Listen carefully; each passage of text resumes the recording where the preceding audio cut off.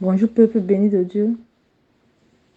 Avant de vous véhiculer le message du Seigneur, j'aimerais d'abord l'adorer, afin que lui ce soit le seul maître de ce moment. Sois béni Père. Adonai, mon Dieu, tu es si merveilleux, tu règnes et vis éternellement. Adonai, mon Dieu, tu es si merveilleux, tu règnes et vis éternellement. Adonai, mon Dieu, tu es si merveilleux, tu règnes et vis éternellement. Tu règnes, tu règnes, tu règnes, tu règnes. Tu règnes et vis éternellement.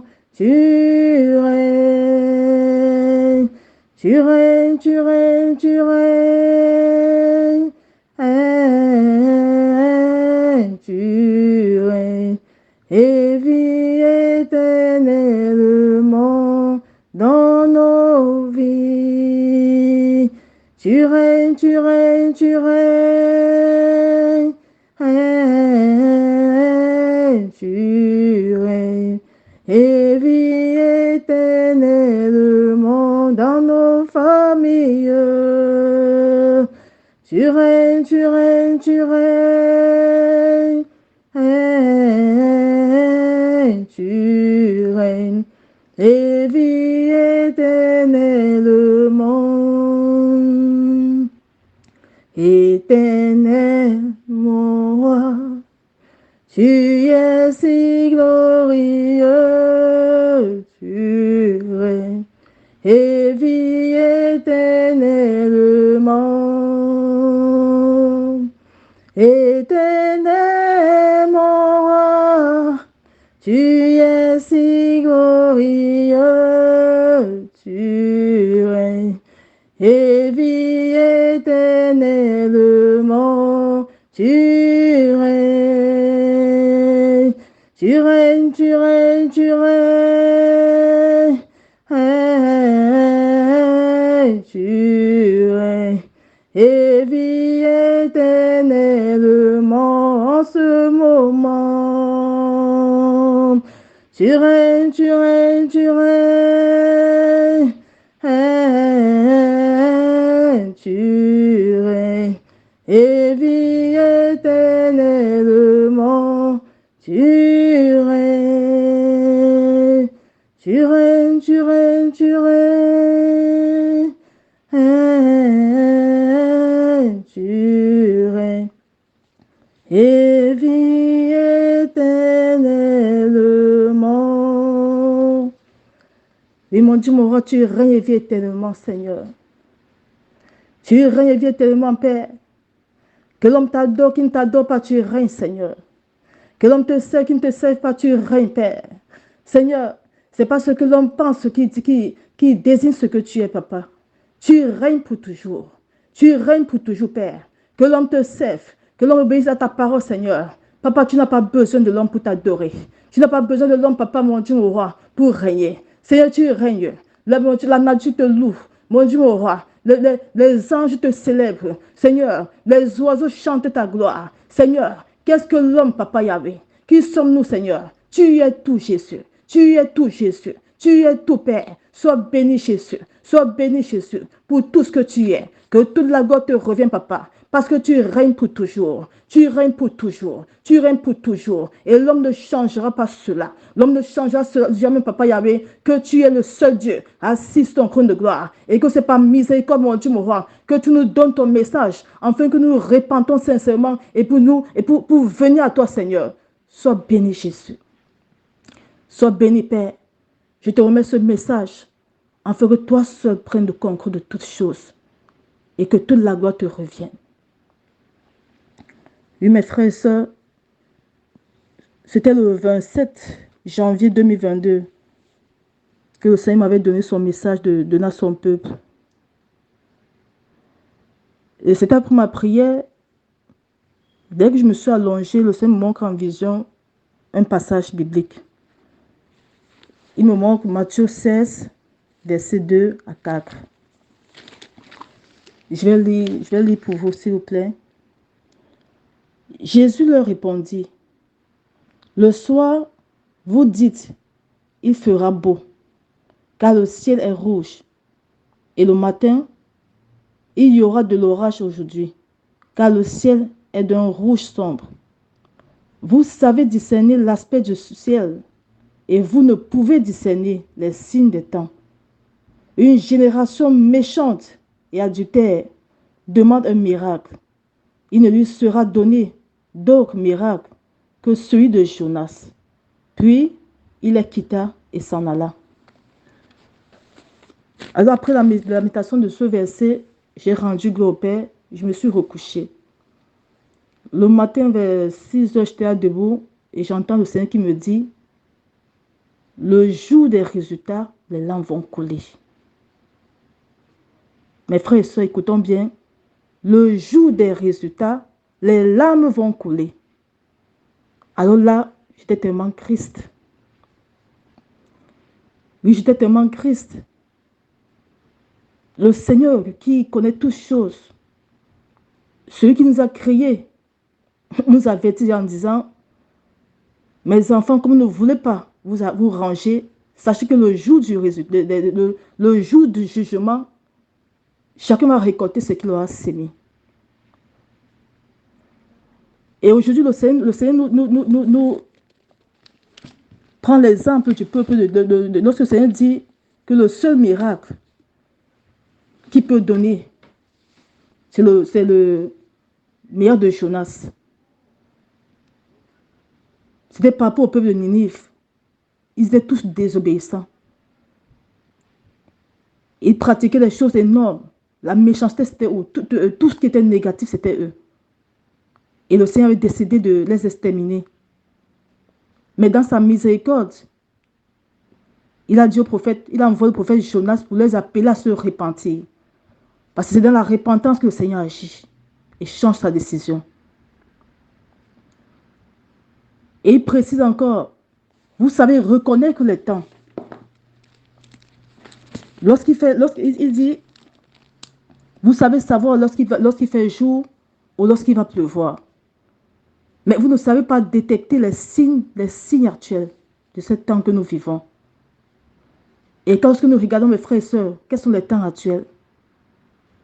Les guerres de gauche à droite, les virus, la méchanceté, les hommes meurent de gauche à droite. Il n'y a plus d'amour dans les cœurs. Tout est devenu mort de gauche à droite. C'est la désolation partout dans le monde entier. Et le Seigneur nous interpelle, mes frères et sœurs, que regardez ce qui se passe. Tout ça, c'est pour attirer notre attention, que nous devons encore nous accrocher à lui. Parce que nous sommes déjà dans les temps de la fin. Et dans les temps de la fin, la seule chose qu'il nous demande à faire, c'est la repentance. Dans les temps de la fin, la seule chose que le Père veut de nous, ce n'est pas que nous demandons les mariages, que nous demandons la réussite, que nous demandons quoi que ce soit. Non, c'est la repentance, c'est le salut de nos âmes d'abord. Parce que toutes ces choses qui viennent là, il y en a encore plus pire que ça. Si nous ne cherchons pas à sauver nos âmes, ces choses vont nous emporter. Alors il nous appelle tous à la repentance sincère. Aujourd'hui, l'église est devenue morte. Le chrétien aujourd'hui va à l'église, mais lorsqu'il retourne, allez, il continue sa vie négative. Le chrétien aujourd'hui peut avoir les copains et copines comme il désire. C'est normal pour lui. Dieu fait grâce. Dieu fait grâce.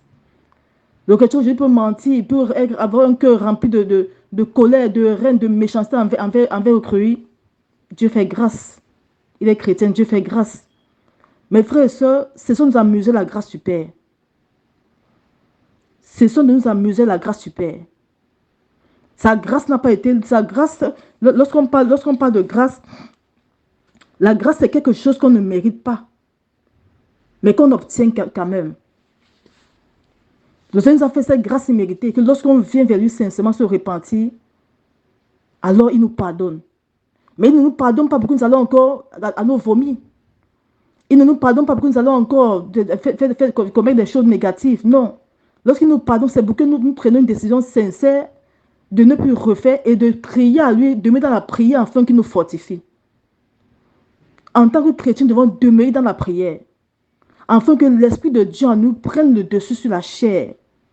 Parce que qui dit chair dit péché. La chair ne veut qu'on... La chair n'a que... Qui dit chair, lorsqu'on dit la chair c'est l'émotion. La chair ne veut que ce qui est concret à la volonté du Père. Il faut qu'on comprenne ça. La chair ne veut que ce qui est concret à la volonté du Seigneur. Mais le Seigneur nous a fait la grâce imméritée. Il est mort sur la croix de Golgotha pour ça. Afin que son esprit en nous convainc du péché. Afin que son esprit en nous amène à dominer la chair. Ça, c'est la raison pour laquelle le Seigneur s'est sacrifié par amour pour nous. Nous sommes capables de dominer le péché. Mais il faut qu'on laisse mourir la chair. Et la chair meurt dans la prière, mes frères et sœurs et les jeunes. Nous ne pouvons pas rester là sans prier. On veut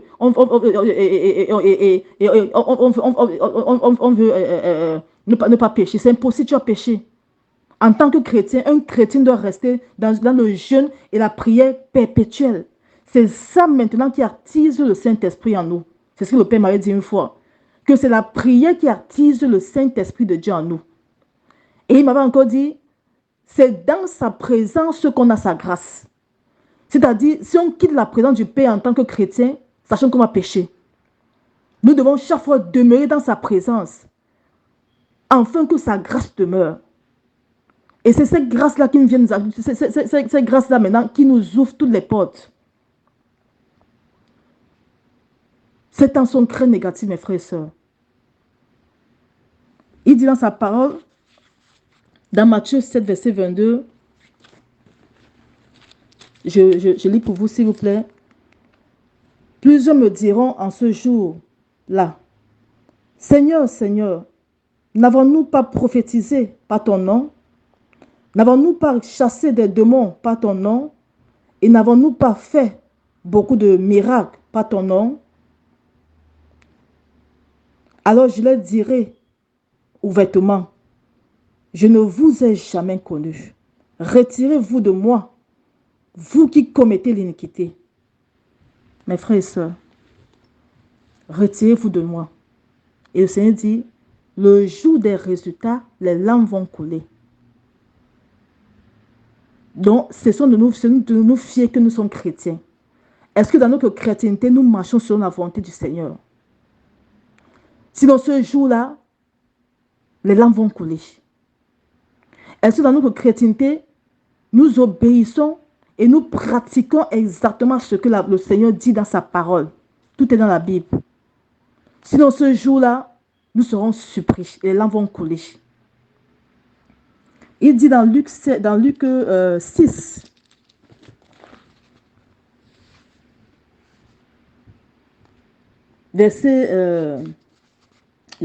verset 46, le Seigneur dit, pourquoi m'appelez-vous Seigneur, Seigneur, et ne faites-vous pas ce que je dis? Je vous montrerai à qui est semblable tout homme qui vient à moi, entend mes paroles et les met en pratique. C'est ce que la parole de Dieu dit, mes frères et sœurs. Pourquoi m'appelez-vous Seigneur, Seigneur, et ne faites-vous pas ce que je dis? Il est temps, mes frères et sœurs,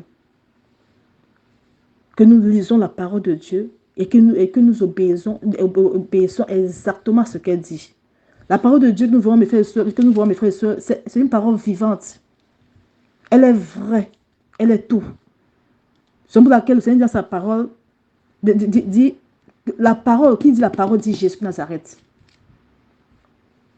Au commencement était la parole était avec moi et la parole était Dieu.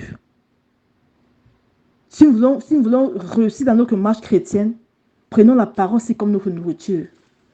Méditons la nuit et jour. Mangeons-la. La parole de Dieu dit que ce livre de la loi ne se loin point de ta bouche. Parce qu'elle est la vie.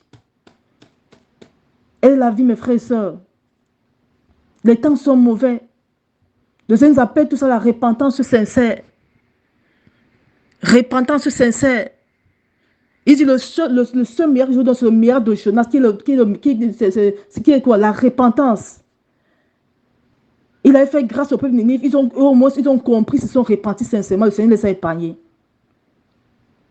Mais de nos jours-ci, les gens justissent encore les cœurs.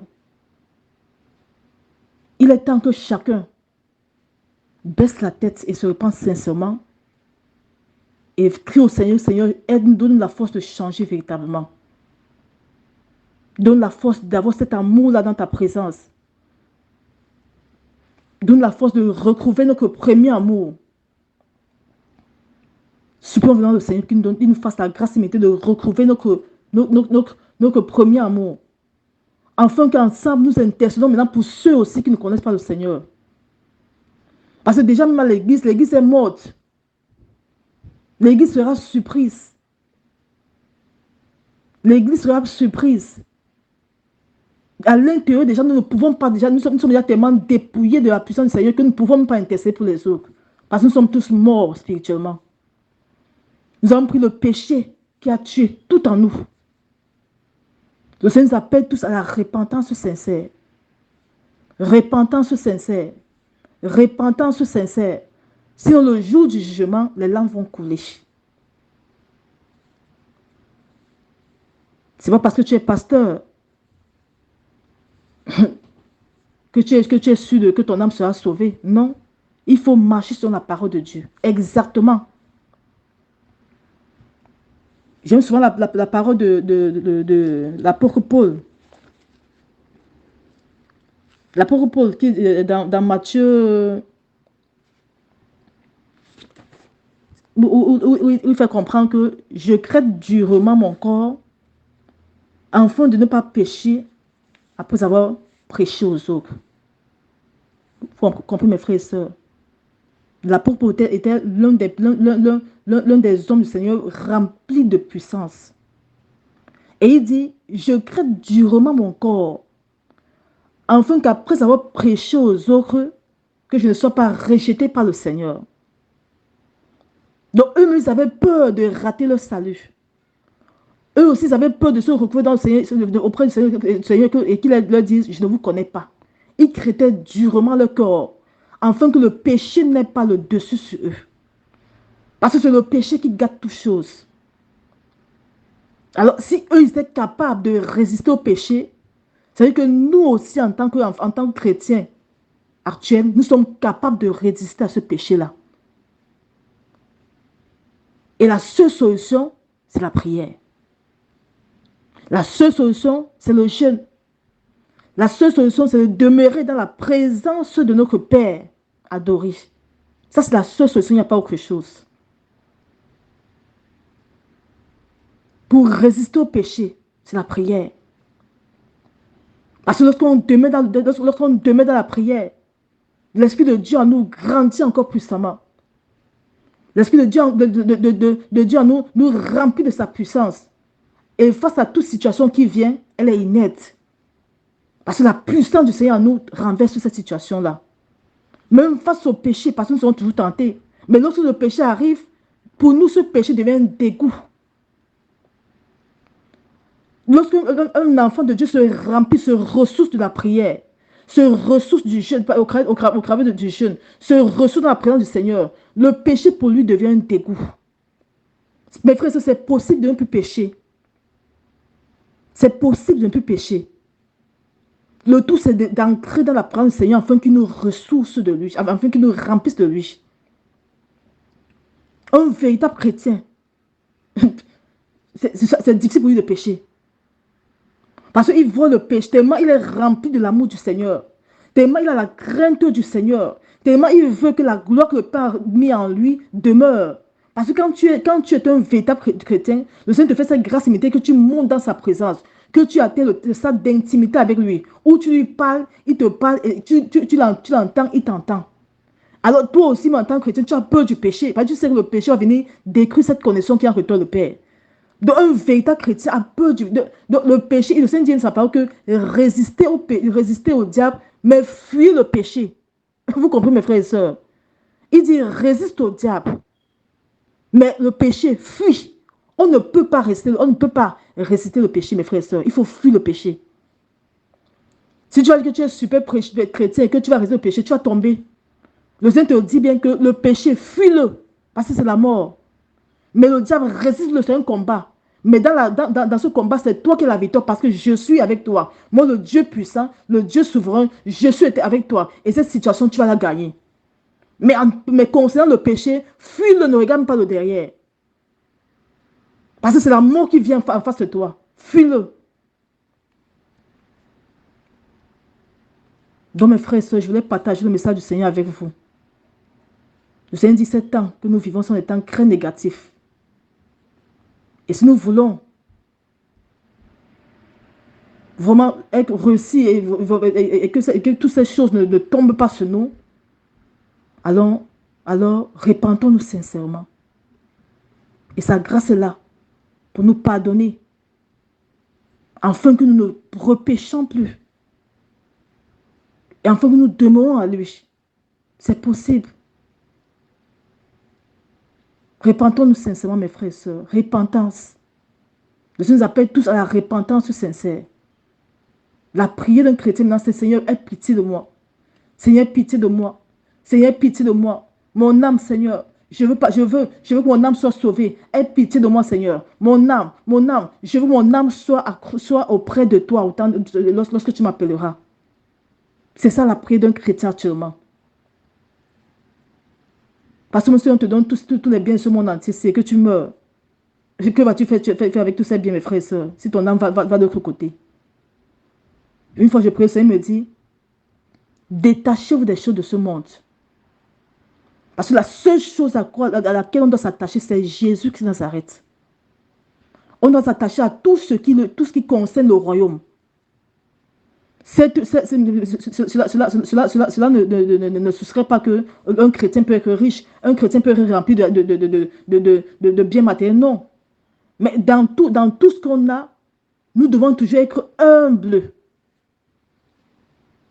Afin que la gloire se manifeste toujours. Nous devons toujours marcher dans l'illumination totale, afin que ces biens-là ne nous amènent pas dans l'orgueil. C'est possible qu'un chrétien réussisse. C'est ce que la parole de Dieu dit. Là, l'argent l'appartient. Mais nous devons toujours implorer son humilité.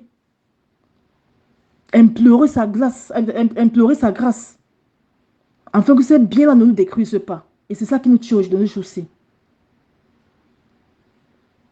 Aujourd'hui, nous sommes remplis d'orgueil.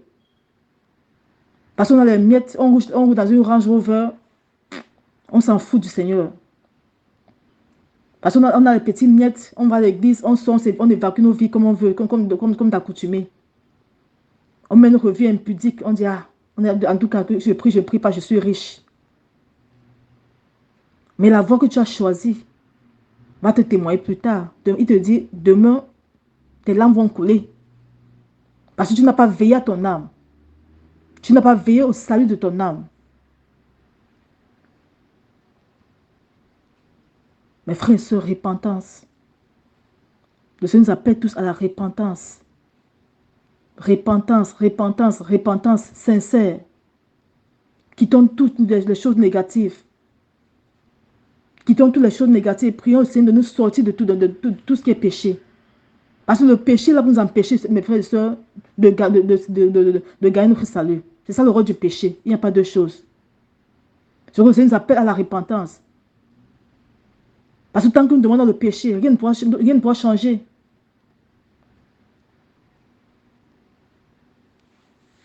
Merci Seigneur pour ce moment. Je te rends toute la gloire, Père.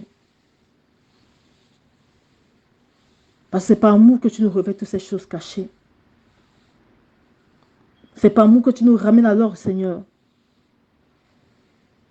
Merci pour nos cœurs que tu touches. Merci, Père, pour tout ce que tu fais. Pour que nous puissions revenir à toi sincèrement. Que toute la gloire et l'honneur te soit rendue pour ce moment, Père. Amen.